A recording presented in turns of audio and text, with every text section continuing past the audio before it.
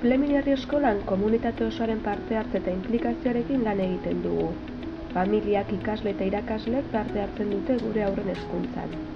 Eskola euskalduna gara, baina baita ere eleanitza. Baina euskara da gure hizkuntza integratzailea.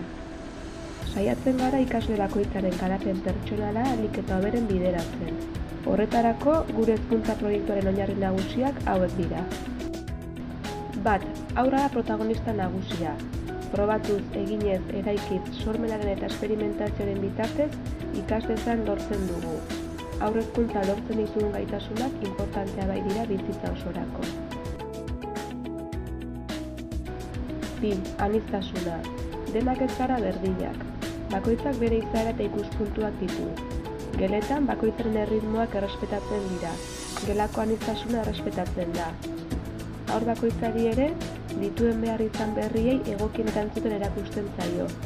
Gainera, bakoitzaren berezitasunekin eskola aberastu eta gizartea aberasten dugula sinisten dugu.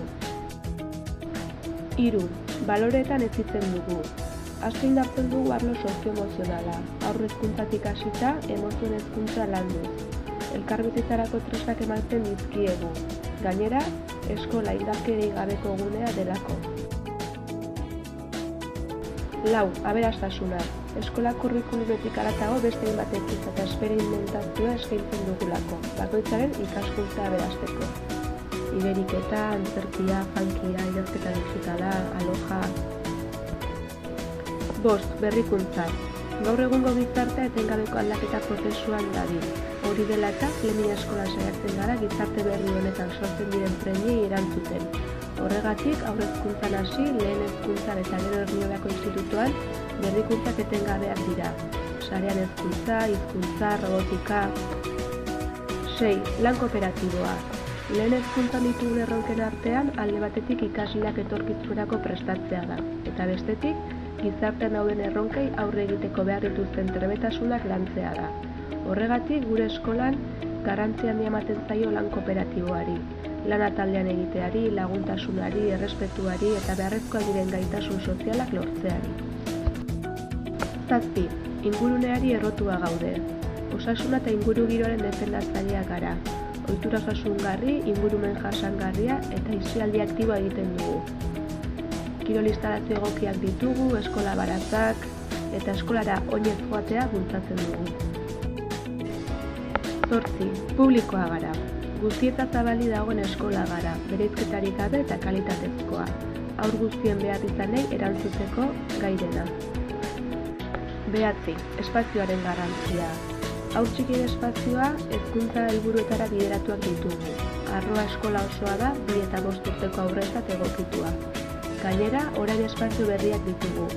Konstruktivismoaren gunea, ametsen gunea, sormen gunea, eta nola ez, elementu naturalekin sorutako jolaslekua.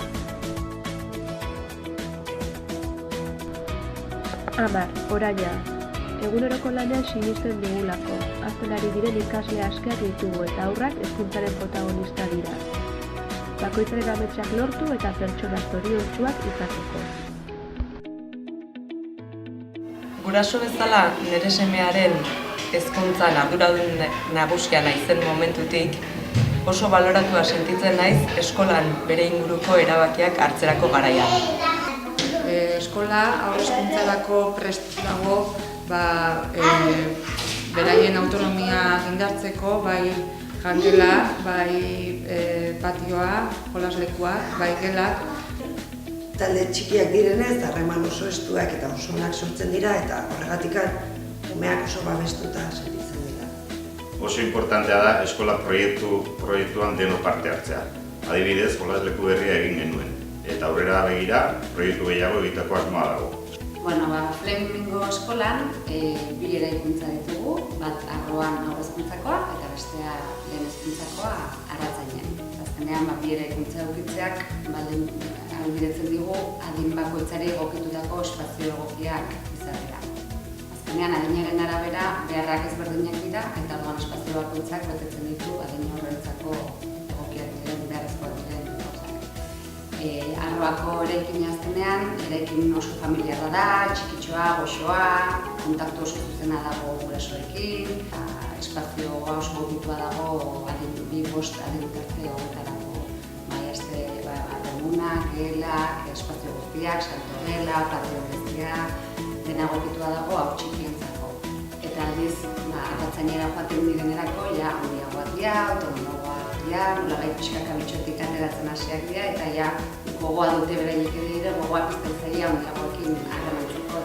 Azkenean guretzat garrantzitsuena da, haurrak eskolan etxean bezala sentitzea. Azkenean haur bat babestua, maitatua eta goxatua sentitzen den, bere garapenean orokorrean aurrera egiteko gai izango da, eta hori oso garrantzitsua da guretzako.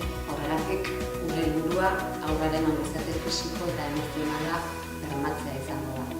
Azkenean haurra orekatua, emozionalki orekatua baldin badago, gainontzeko ikasketetan aurrera egingo du. Beraz, oso garrantzitsua da emozioak identifikatzen jakitea, emozioen kudeaketa. Azkenean, garapen integral hori haurraren garapen integral bat, pertsona orekatu bat ezitu nahi. Bai gure metodologia, ze espazioak, materialak, ze ekintzak, egiten dugun guztiak, beraien beharretara egokitzen dugu, eta beraien markatzen digute nondik nora jo behar dugun, nola antolatu behar dugun, eta nondik